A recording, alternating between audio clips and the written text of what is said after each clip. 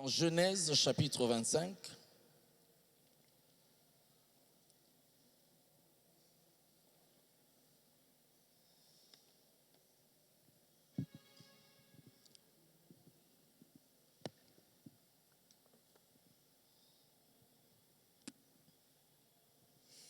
Genèse 25,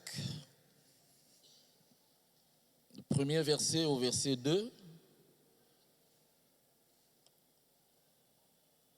Nous lirons aussi Job chapitre 1. Nous partirons du verset 12 au verset 22.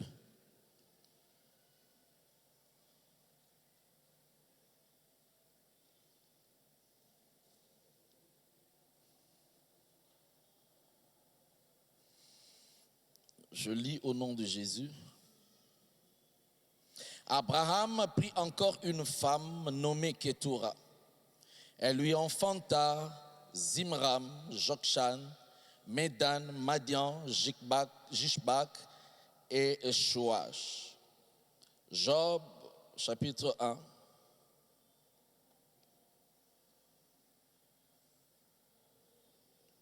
Du verset 12 jusqu'au verset 22.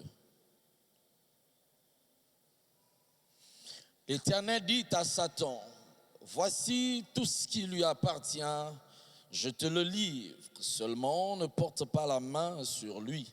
Et Satan se retira de devant la face de l'Éternel. Un jour que les fils et les filles de Job mangeaient et buvaient du vin dans la maison de leur frère aîné, il arriva auprès de Job un messager qui dit, les bœufs labourés et les ânesses paissés à côté d'eux. Les Sabéens se sont jetés dessus, les ont enlevés et ont passé les serviteurs au fil de l'épée. Et je me suis échappé moi seul pour t'en apporter la nouvelle. Il parlait encore lorsqu'un autre vint et dit, le feu de Dieu est tombé du ciel, a embrasé le brebis et les serviteurs et les a consumés. Et je me suis échappé moi seul pour t'en apporter la nouvelle. Il parlait encore lorsqu'un autre vint et dit, des Chaldéens formés en 3 bandes se sont jetés sur les chameaux, les ont enlevés et ont passé les serviteurs au fil de l'épée. Et je me suis échappé moi seul pour t'en apporter la nouvelle. 18. Il parlait encore lorsqu'un autre vint et dit, tes fils et tes filles mangeaient et buvaient du vin dans la maison de leur frère aîné. Et voici un grand vent est venu de l'autre côté du désert et a frappé contre les 4 coins de la maison. Elle s'est écroulée sur les jeunes gens et ils sont morts. Et je me suis échappé moi seul pour t'en apporter la nouvelle. 20. Alors Job se leva, déchira son manteau et se rasa la tête. Puis se jetant par terre, il se prosterna et dit, je suis sorti nu du sein de ma mère, et nu je retournerai dans le sein de la terre. L'Éternel a donné et l'Éternel a ôté. Que le nom de l'Éternel soit béni. 22. En tout cela, Job ne pécha point et n'attribua rien d'injuste à Dieu. Nous pouvons lire aussi le chapitre 42.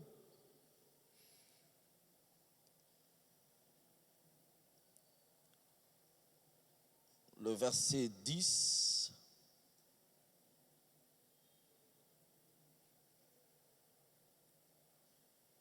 nous dirons le verset 10, le verset 12 et le verset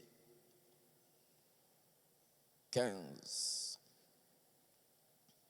L'Éternel rétablit Job dans son premier état quand Job eut prié pour ses amis. Et l'Éternel lui accorda le double de tout ce qu'il avait possédé. 12. Pendant ces dernières années, Job reçut de l'Éternel plus de bénédictions qu'il n'en avait reçues dans les premières. Il posséda 14 000 brebis, 6 000 chameaux, 1000 paires de bœufs et 1000 ânesses. Il eut 7 fils et 3 filles. 14. Il donna à la première le nom de Jemima, à la seconde celui de Kétia et à la troisième celui de Kéren Apuk. Il n'y avait pas dans tout le pays d'aussi belles femmes que les filles de Job. Leur père leur accorda une part d'héritage parmi leurs frères. Continue même 16. Job a vécu après cela 140 ans et il vit ses fils et les fils de ses fils jusqu'à la 4e génération. Alléluia. Notre petit thème de ce matin, nous l'avons intitulé comme suit.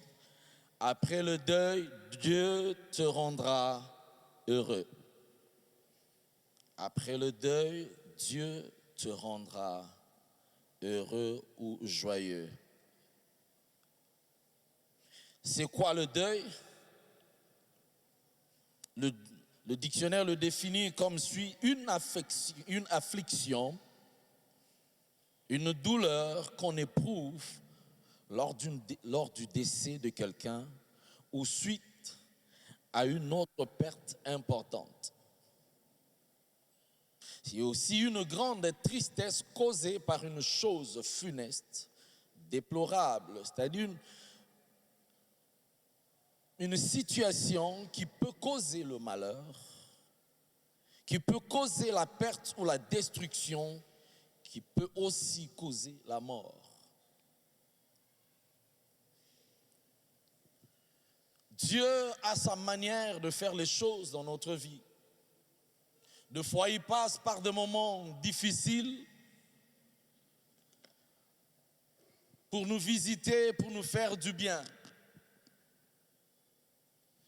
Dieu a un plan merveilleux pour chacun de nous. Et dans la vie, nous devons le savoir, que toute chose a son temps. Il y a un temps pour rire, il y a un temps pour pleurer. Les deux histoires que nous venons de lire, la première, c'est celle d'Abraham. Abraham, qui vivait avec son père. Et quelque temps après, c'est Dieu qui va demander à Abraham de quitter sa patrie, de quitter la maison de son père et d'aller là où Dieu l'enverrait. Abraham accepte sans savoir ce qu'il attendait devant. Abraham accepte de marcher avec l'Éternel, mais en sortant de sa famille, Dieu lui donne des promesses, lui disant que je te protégerai, je te bénirai, je bénirai ceux qui te béniront, je maudirai ceux qui te maudiront. Abraham avance encore avec l'Éternel, il va s'installer à Sichem. Et Dieu va réapparaître encore à Abraham pour lui dire: la terre sur laquelle tu te tiens, je la donnerai à ta postérité. Abraham continue avec l'Éternel. Plusieurs années sont passées, mais les promesses de l'Éternel ne s'accomplissaient toujours pas. Mais dans tout cela, Abraham a continué à faire confiance à l'Éternel et Dieu non plus n'a pas abandonné Abraham.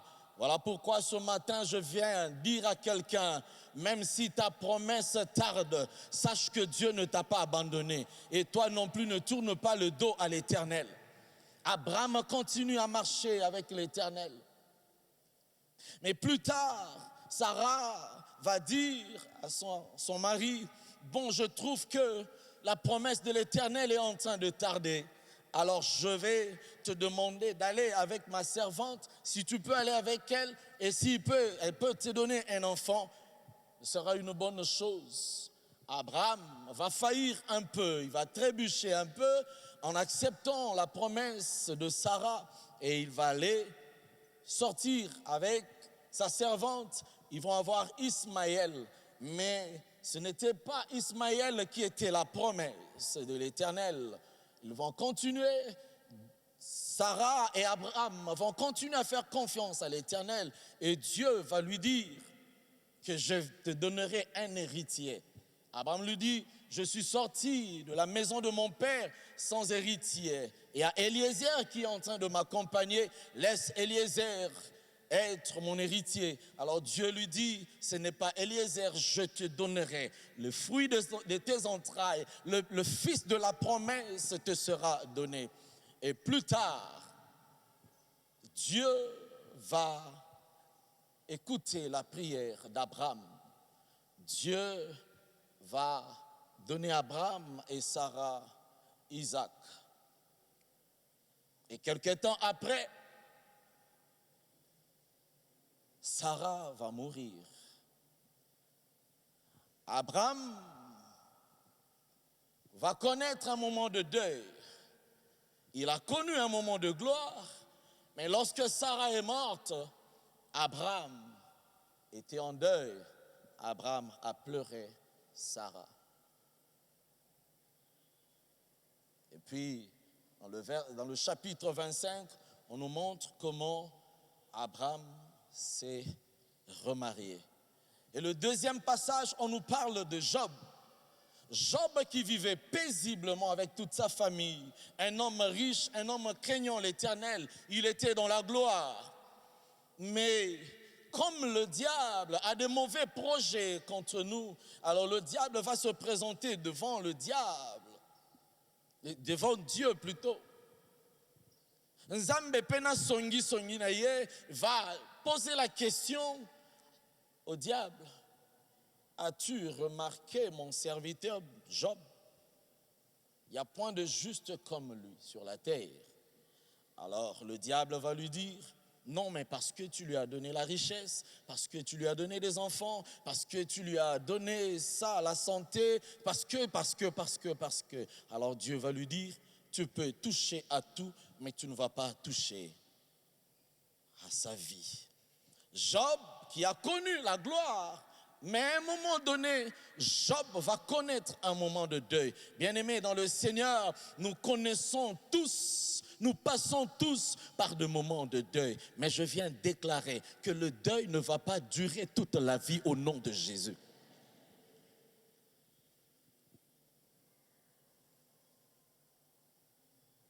Mais il y a quelques préalables pour passer du deuil à un moment de gloire, passer du deuil un moment glorieux. Si tu veux être heureux, parce qu'on ne peut pas te visiter pendant le deuil. Pendant le deuil, on pleure, on est triste parce qu'on a perdu quelque chose de valeur. Que faut-il faire?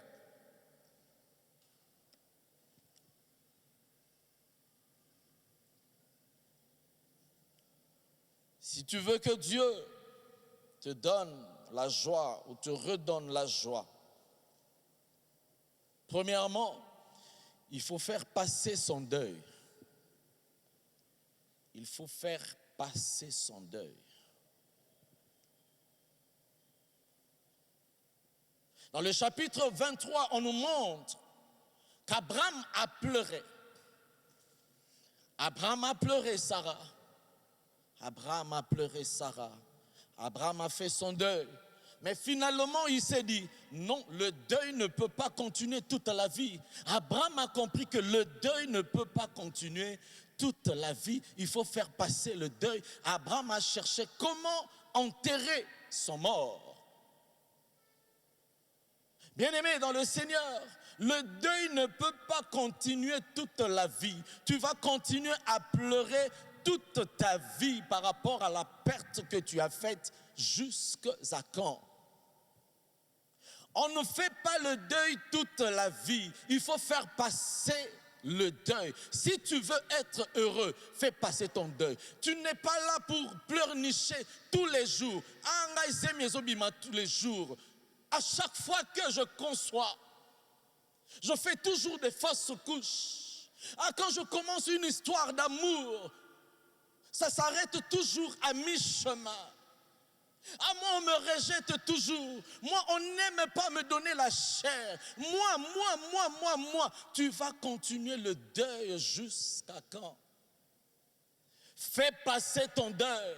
Abraham a compris que je ne peux pas continuer à pleurer Sarah toute la vie. N'oubliez pas que Sarah, c'était la femme de sa vie. Sarah, c'était la femme de sa jeunesse. Ils ont vécu des expériences mauvaises comme bonnes ensemble. Dieu les a bénis. Pendant plusieurs années, ils ont cherché l'enfant. L'enfant ne venait pas.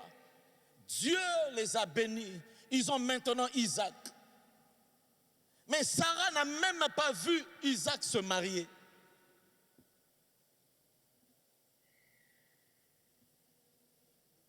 Moi, vraiment, mon père est mort.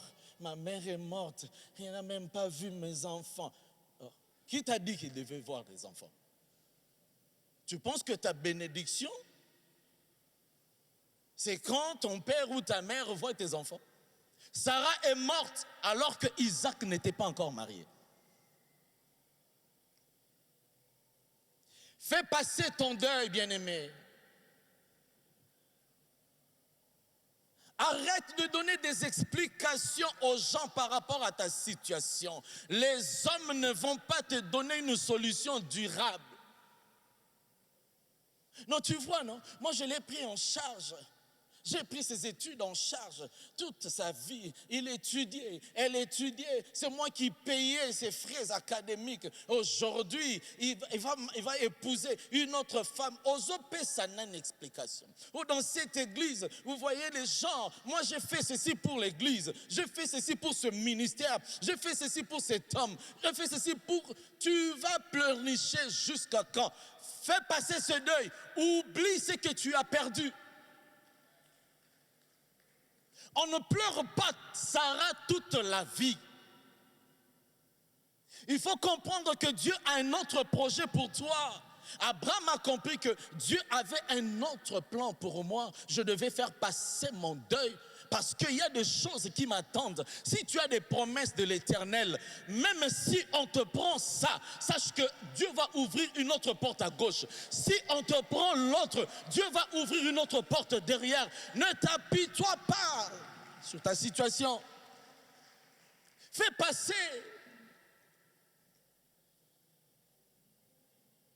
Il faut faire passer son deuil. Alléluia. Fais passer ton deuil. Genèse 29, 23 à 19. La Bible dit, après cela, Abraham enterra sa femme dans la caverne du champ de Macpéla, vis-à-vis de Mamré qui est Hébron dans le pays de Canaan. Il l'a enterré. Bien-aimé, enterre cette situation. Enterre ce qui te fait pleurer. Je ne sais pas ce qui te fait pleurer. Il t'a promis le mariage, il ne l'a pas fait. Bossanaye, oublie-le pas. Mais écoute ce que la Bible nous dit. Dans 1 Samuel chapitre 1 verset 15. Il s'agit de Anne. Anne répondit, non mon Seigneur, je suis une femme qui souffre en son cœur. Je n'ai bu ni vin, ni boisson enivrante, mais je répandais mon cœur devant l'Éternel. Écoutez le verset 18, elle dit, que ta servante trouve grâce à tes yeux. Et cette femme s'en alla, elle mangea, et son visage ne fut plus le même. Anne, en train de pleurer, elle est en train de faire son deuil dans le temple. L'homme de Dieu était là, mais Anne est allée dans le temple faire son deuil. Elle est en train de pleurer. L'homme de Dieu a même cru que Anne était ivre. Mais la Bible dit, lorsque l'homme de Dieu a remarqué cela, elle a prononcé une parole sur Anne. Et Anne dit, que ta servante trouve grâce à tes yeux. La Bible dit, Anne est rentrée chez elle. Elle mangea et son visage ne fut plus le même. Comme pour dire, Anne s'est décidée. Désormais, je vais rentrer à la maison. Même si Pénina m'injurie, même si Pénina faisait quoi que ce soit pour me dénigrer, pour me faire mal, désormais, je ne serai plus en deuil. Désormais, je ne serai plus triste face à Pénina. La Bible dit, elle mangea et son visage ne fut plus le même. Son visage était comment? Triste auparavant. Mais est-ce que Anne, quand elle est rentrée à la maison, elle était grosse? Elle n'a pas encore vu la grossesse, mais elle a fait passer son deuil. Anne s'est décidée d'être joyeuse désormais. Bien-aimée, je prie et je déclare, fais passer ton deuil. Finis le temps de deuil au nom de Jésus. Ce qui te fait pleurer ne te fera plus pleurer au nom de Jésus. Je prie et je déclare la fin de ton deuil au nom de Jésus.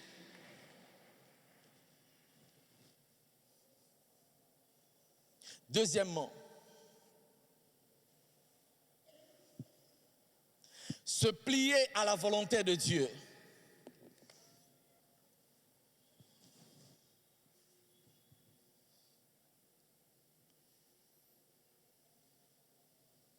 Abraham, c'était un homme qui marchait dans la crainte de l'Éternel.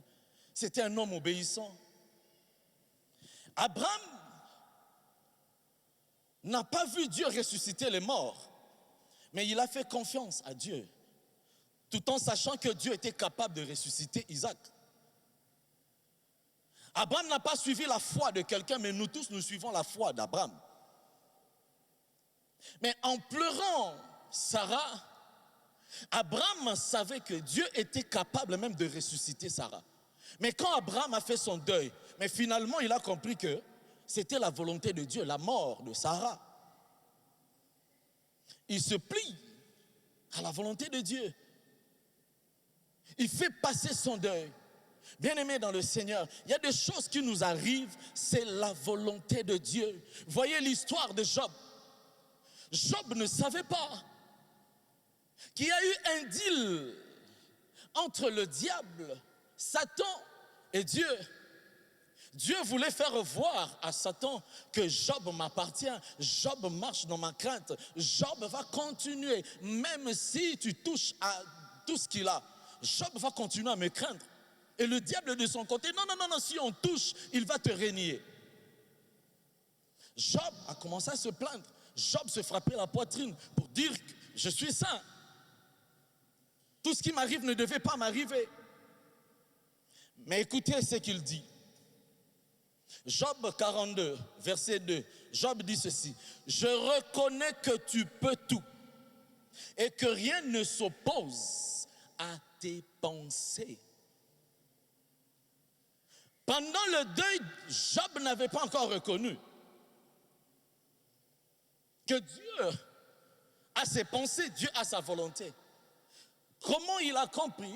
Avant de se plier à la volonté de Dieu, Dieu lui dit, Job, tu t'appuies toi trop sur ton sort. Job, osabi loba, tu parles trop. Alors je vais te poser la question et tu vas me répondre. Quand j'étais en train de créer l'univers, alors que la création était en train d'acclamer, de pousser des cris de joie, où étais-tu, Job?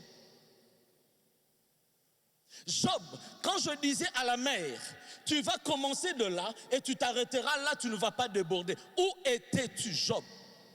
Parce que tu parles trop. Job, connais-tu le crocodile? Peux-tu jouer avec le crocodile comme tu joues avec l'oiseau? Peux-tu pêcher le crocodile comme tu pêches le poisson? Comme pour lui dire, je sais ce que je fais. Voilà pourquoi quand Job a compris cela, dans le chapitre 42, Job a dit, je reconnais que tu peux tout et que rien ne s'oppose à tes pensées. Donc finalement, Job a compris que la situation que j'étais en train de vivre, c'était la volonté de Dieu. Il ne faut pas s'opposer à la volonté de Dieu. Bien-aimé dans le Seigneur, ce que tu es en train de vivre, tu penses que Dieu n'a pas Dieu pouvoir?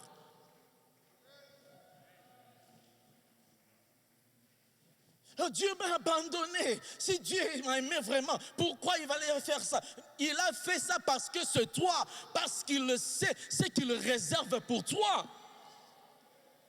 Écoute-moi, il y a des choses difficiles qui t'arrivent parce qu'il veut que lorsqu'on parlera de toi, quand tu auras ce que tu es en train de demander, que ça soit avec éclat, avec gloire. Tala bango babota na bango meleka silencieux. Mais yo tongo ko bota ya yo mais nzambe na bomo.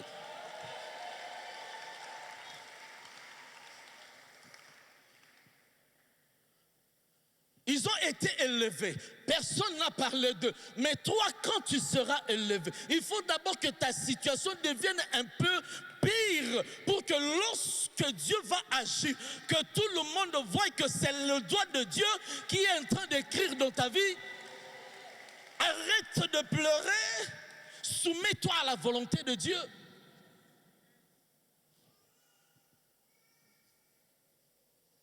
Plie-toi à la volonté de Dieu. C'est plier à la volonté de Dieu, c'est faire confiance à Dieu. Alléluia. Je prie et je déclare, à cause de ton obéissance, que Dieu te localise, que Dieu essuie tes larmes, que Dieu te redonne la joie, à cause de ton obéissance, que l'on parle de toi dans le monde, à cause de ton obéissance, que Dieu te distingue dans ta famille, à cause de ton obéissance, que Dieu te distingue dans cette église, à cause de ton obéissance, que Dieu te distingue dans ton entreprise, au nom de...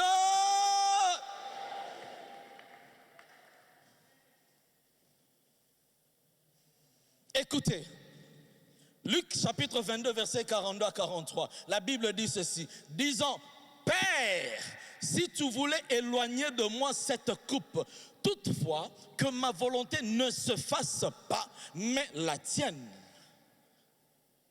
Jésus a connu aussi un moment de deuil. Toi, tu penses que c'est vraiment toi qui pleures? C'est pas seulement toi qui pleures. Jésus a pleuré aussi. Jésus est passé par un moment de souffrance, un moment de deuil. Il a pleuré. Devenir chair, ce n'était pas quelque chose d'habitude.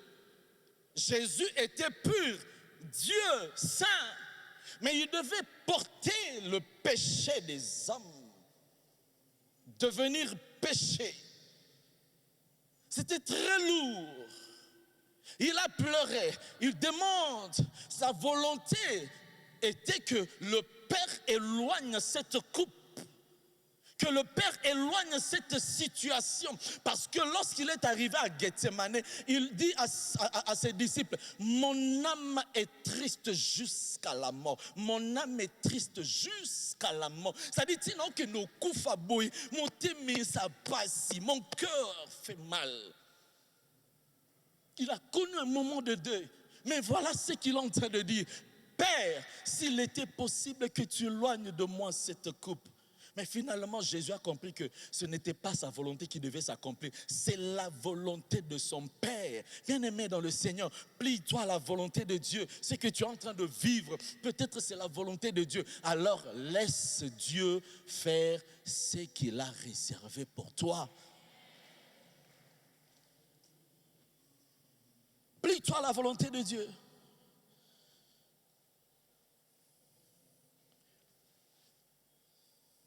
Troisièmement, la prière.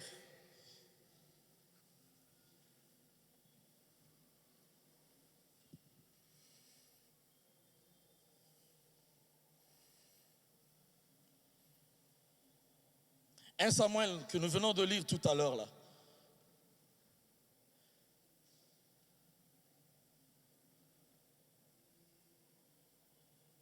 Chapitre 1, verset 15.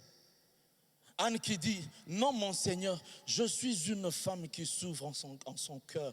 Je n'ai bu ni vin ni boisson enivrante, mais je répandais mon cœur devant l'Éternel. Bien-aimé dans le Seigneur, la prière paye toujours. Celui qui a les promesses de l'Éternel ne peut pas se fatiguer de prier. Il y avait un homme de Dieu, quand il s'est marié, il a dit, de toutes les façons, je suis un homme de Dieu. Dieu me connaît. J'ai les promesses de l'Éternel.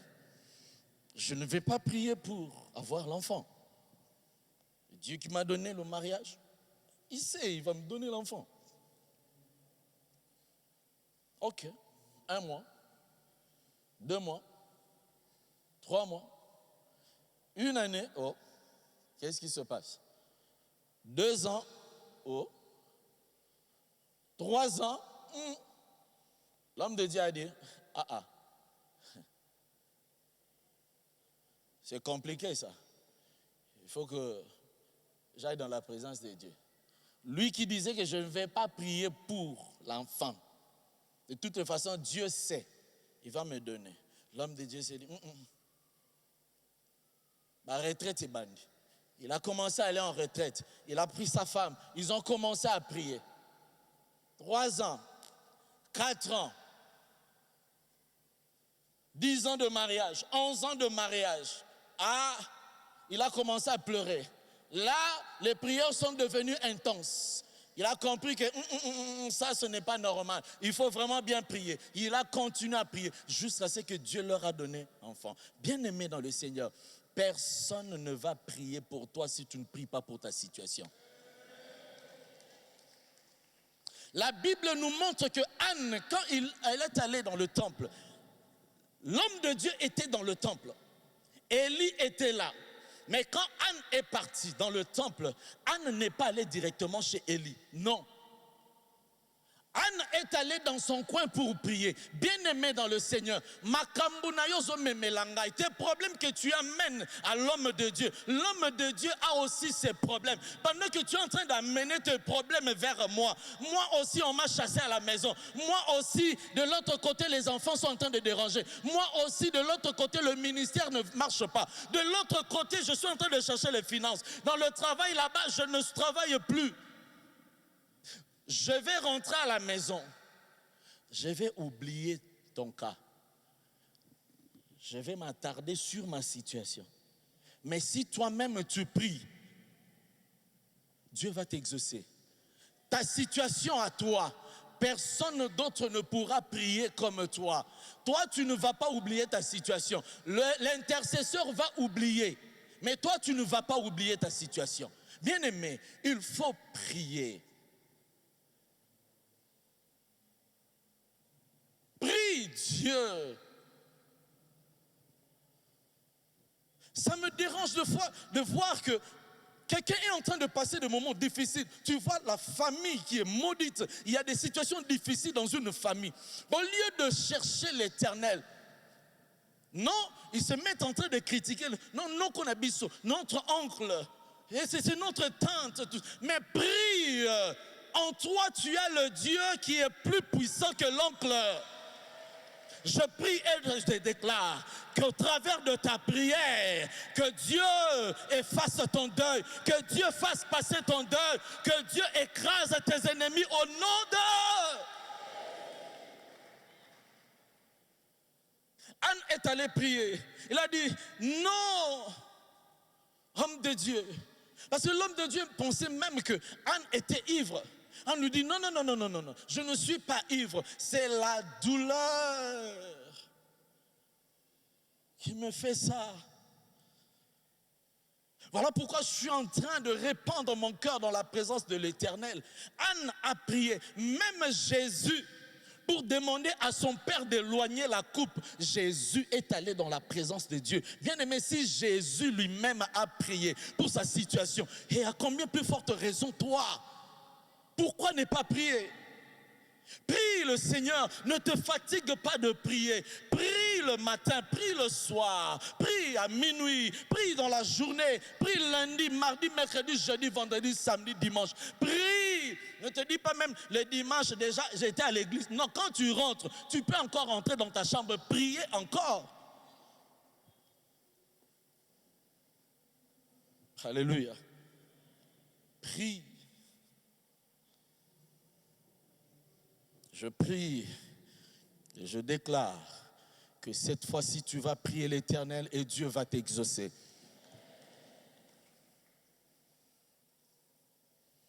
C'était le 40e point. 3e. Le 4e point. Attendre le temps de Dieu.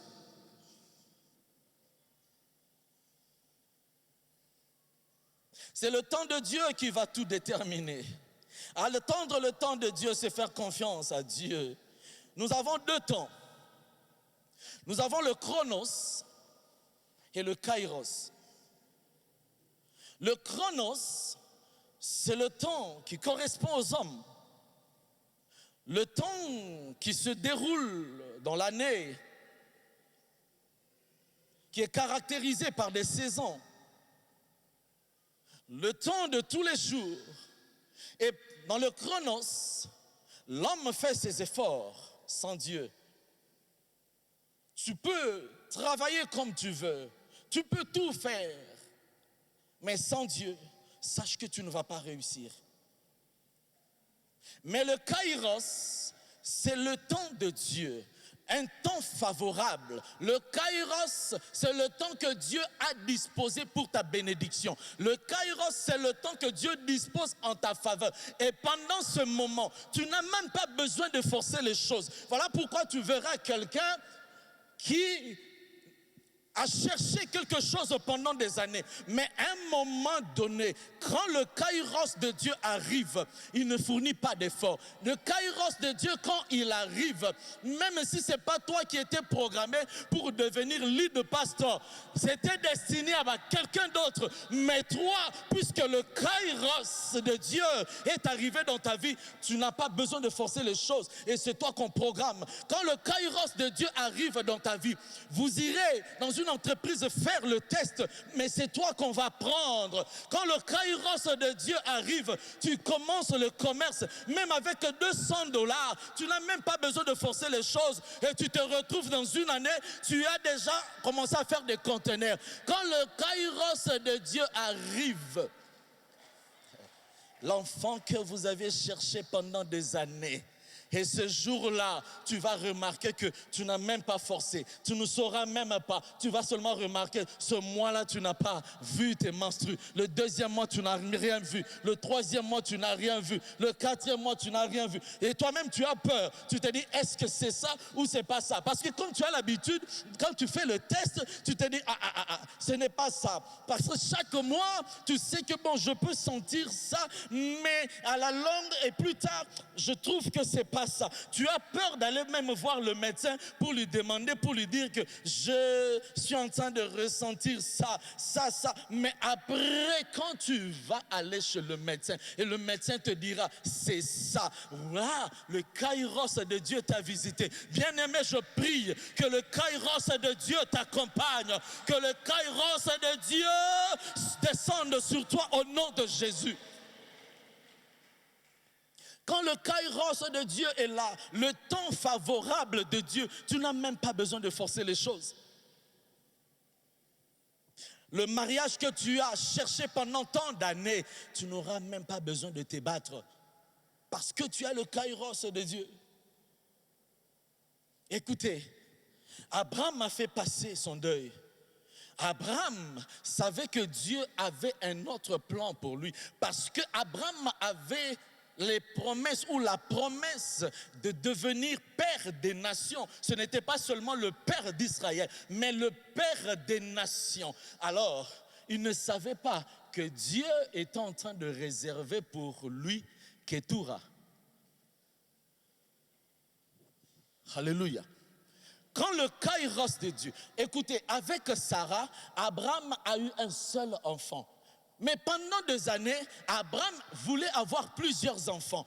Or, Dieu savait qu'il y aura Ketura quelque part qui va donner à Abraham d'autres enfants. Avec Sarah, tu vas avoir un seul enfant. Mais avec Ketura, tu en auras 6. Ça aussi, c'est le kairos de Dieu. La Bible dit, dans le chapitre 23, Sarah meurt. Dans le chapitre 24, Abraham organise le mariage de son fils. Mais dans le chapitre 25, Abraham épouse Ketura. Ketura était là.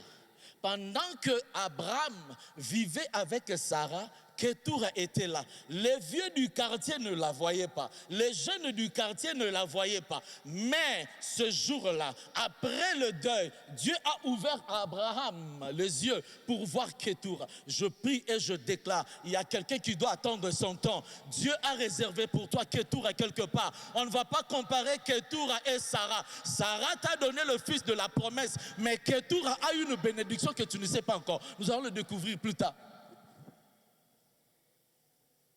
Kétoura a une bénédiction aussi pour Sarah et pour Abraham. Je prie que le temps de Dieu s'accomplisse dans ta vie au nom de Jésus. Kétoura veut dire quoi? Kétoura veut dire encens. Ça veut dire aussi la prière. En d'autres termes, la louange. Mais ce n'est pas fini. Kétoura veut aussi dire parfum. Écoute-moi, qui peut arrêter l'odeur du parfum? Je prie et je déclare que tu es le parfum. Dieu va te donner un parfum. Et lorsque tu vas mettre ce parfum, partout où tu vas passer, on sentira ton odeur. Oh, je le déclare au nom de Jésus. Kétoura, c'est un parfum. Le parfum de ta vie. Tu sais, quand tu passes aux côtés de quelqu'un qui a mis un bon parfum, quand il passe, tu sens une bonne odeur et tu as tendance à humer ça encore.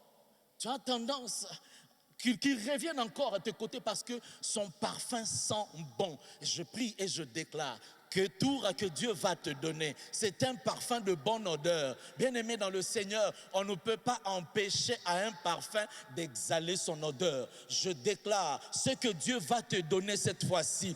Après Sarah, Dieu va te donner Kétoura. Ce sera une très bonne parfum. Et partout où tu vas aller, tout le monde cherchera à ce que tu sois avec eux. Partout où tu vas aller, on te cherchera dans le nom de Jésus. Mais ce n'est pas fini. Kétoura veut dire la prière. Cette fois-ci, tu vas t'attacher à la louange. Cette fois-ci, tu vas louer l'Éternel. Au travers de la louange, au travers de la prière, Dieu va t'accorder des bénédictions que Sarah ne t'a pas données. Sarah nous a donné un fils de la promesse, mais ce que Kétoura va te donner, Sarah ne t'avait pas donné. Alléluia. Écoutez ce que Dieu a donné à Job. La Bible dit, quand Dieu a restauré Job, dans le chapitre 42, verset 10, en descendant, nous allons trouver que Dieu a donné à Job le double de tout ce qu'il avait perdu. Mais on parle aussi des enfants de Job. Avant le deuil de Job, personne ne connaissait le nom de Jémima. Personne ne connaissait le nom de Kéren. Personne ne connaissait le nom de Kétia. Mais lorsque Job a fait passer son deuil, Job a regardé à l'Éternel. La Bible dit, Dieu lui a redonné le double de ce qu'il avait avant. Et la Bible continue pour dire, Job a eu 3 filles. Et dans tout le pays où Job résidait, aucune femme n'était plus belle que celle. Écoute-moi, je déclare ceci. Avant ton deuil, on ne parlait pas de toi. Mais après ton deuil, on parlera de toi. Parce que Dieu te donnera Jémima. Dieu te donnera Kétia. Dieu te donnera Kéren.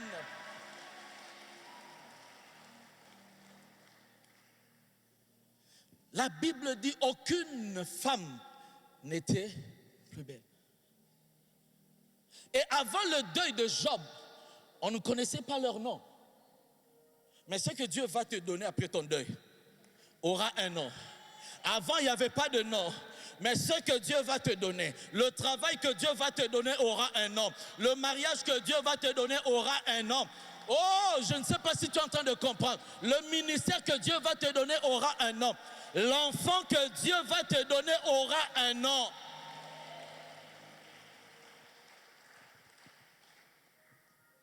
Je continue.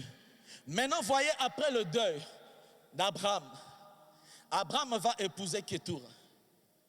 Ketura, nous avons lu, Ketura va lui donner un premier fils du nom de Zimram. Écoutez ce que veut dire Zimram. Ketura te donnera Zimram. Zimram veut dire galoper, aller vite, la vitesse, une musique qu'on entend de loin. Je prie et je déclare, ce que Dieu va te donner cette fois-ci, ce sera de la vitesse. Tu vas courir et tu vas dépasser ceux qui t'ont précédé. Je ne sais pas si tu es en train de comprendre. Écoute-moi. Ketura va te donner Zimram. Zimram n'est pas n'importe qui. Zimram, c'est celui qui va te donner de la vitesse. Avec Zimram, tu vas courir plus vite. Je ne sais pas qui t'a négligé, je ne sais pas. Mais je viens te rassurer, ce matin, ceux qui t'ont négligé, ils te verront devant eux. Tu vas courir et tu vas les dépasser. Mais non seulement de la vitesse, Zimram veut dire aussi la musique qu'on entend de loin. Écoutez.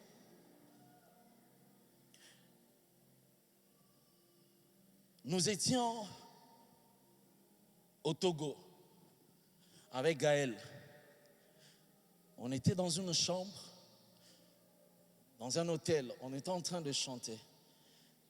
Zambe na bomoy.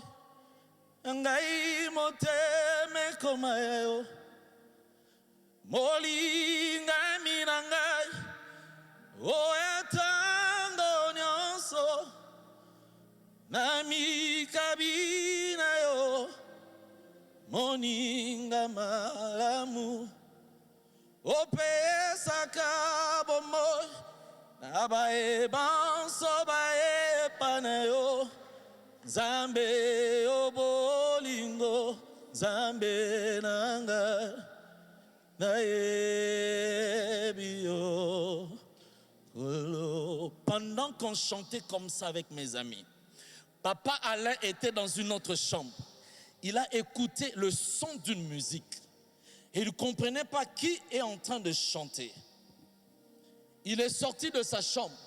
Il a commencé à chercher d'où sortait ce son de musique. Il vient, dès qu'il arrive à la porte de la chambre où on était, il frappe la porte, on ouvre. Quand il entrait, nous on passait à un autre cantique. Et puis il nous dit, reprenez le cantique que vous venez de chanter tout à l'heure. Quand on a chanté, il me dit, tu vas signer ce cantique dans l'album que nous allons faire. Le prochain album. Je lui dis, Papa Alain, ça c'est un cantique de mon album. Il me dit, Etalingaïté. Gaël va chanter ce cantique, tu vas mettre ça. C'est ainsi que j'ai mis ça. Écoute-moi. La musique qu'on entend de loin, c'est une musique qui annonce la bonne nouvelle. Je viens de déclarer ceci. C'était seulement eux. On écoutait la bonne musique dans notre famille. Quand Abraham cherchait les enfants, c'était les voisins où on entendait la musique. Quand tu cherches le mariage, c'est dans notre famille. Mais je viens te dire, cette fois-ci, on entendra aussi sortir de ta maison. On entendra de ton foyer le son d'une musique. Et cette musique-là, c'est la musique qui annonce une bonne nouvelle. C'est la musique qui annonce l'élévation. C'est une musique qui annonce la joie. Écoute-moi. Zimram, c'est le son de la musique qu'on entend de loin. Bien-aimé dans le Seigneur, quand toi tu auras l'enfant, ce sera une musique que les autres vont entendre de loin. Mais écoute-moi, cette musique-là, ce n'est pas n'importe quelle musique. C'est la musique qui va permettre aux autres de danser, de louer le Seigneur, parce qu'il tombe... Oh, mon Dieu, mon roi. La musique que les autres vont entendre de loin. ils vont s'associer à ta bénédiction. Ils diront, je m'associe à ton Dieu. Le Dieu qui a fait que tu puisses danser. Le Dieu que tu as fait que... Dieu mon roi. Zimmeram, la musique qu'on entend de loin, on entendra de loin. La musique, on entendra de loin ce que le Seigneur a fait pour toi. On entendra de loin ce que l'Éternel a accompli dans ta vie. Bien-aimé dans le Seigneur, après ton deuil, il y a Ketura que Dieu t'a réservé. Après ton deuil, il y a Gémima que Dieu t'a réservé. Je prie et je déclare que Dieu te donne de la vitesse. Je prie et je déclare que Dieu t'accorde la musique que les autres vont entendre de loin.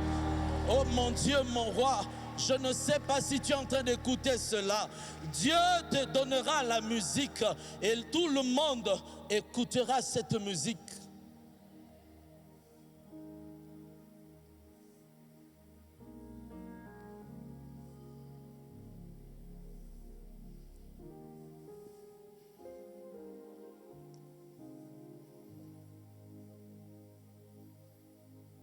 Je prie. Après ton deuil, que Dieu te donne la joie. Je prie qu'après ton deuil, que Dieu t'élève davantage. La Bible dit, Job a vu ses fils, les enfants de ses enfants. La Bible dit encore que Job est mort, rassasié de ses jours. Bien-aimé dans le Seigneur, Ketura que Dieu va te donner, elle sera là pour t'accompagner dans ta vieillesse. Abraham est mort dans la joie, dans la paix, rassasié de ses jours, parce que Dieu lui avait accordé Ketura à ses côtés. Écoute-moi, Dieu va te donner Ketura, et Ketura va te donner des choses que Sarah ne t'a pas données. Je l'ai bien dit. On ne va pas comparer Sarah avec Ketura, mais Ketura a aussi son temps. Ketura, le genre de femme qu'on a négligé, le genre de choses qu'on a négligé. Mais lorsque Dieu élève, vous savez, épouser Abraham, Abraham n'était pas n'importe qui. Abraham, c'était un homme puissant de cette époque-là. Il était connu, il était star. Une grande personnalité. Mais lorsque Ketura s'est uni avec Abraham, tout le monde a commencé à parler de Ketura. Alors qu'on ne le regardait pas, je prie et je déclare, pendant que tout le monde ne te regardait pas, Dieu est en train de t'envoyer quelqu'un. Dieu est en train de t'envoyer quelqu'un qui fera que l'on parle de toi, qui fera en sorte que l'on puisse commencer à t'envier. C'est tout le monde qui est en train d'envier Ketura. Mais alors qu'il était là, les vieux du quartier passaient, le jeune du quartier passait. Mais lorsqu'Abraham l'a découvert, Abraham l'a façonné aussi à sa manière. Dieu va te donner Ketura, et Ketura fera ton bonheur. Ketura fera en sorte que tu ailles en tombe, dans ta tombe avec la paix, dans la joie. Dieu te donnera quelque chose qui te donnera de la vitesse. Je prie que Dieu te donne la vitesse dans ton commerce. Je prie que Dieu te donne la vitesse dans ton travail. Je prie que Dieu te donne de la vitesse dans ton ministère. Je prie que Dieu te donne de la vitesse dans ton business. Je prie que Dieu te donne de la vitesse même dans ta santé. Je prie que Dieu te donne de la vitesse dans la famille. Au nom de... Tu peux te lever et prier avec moi.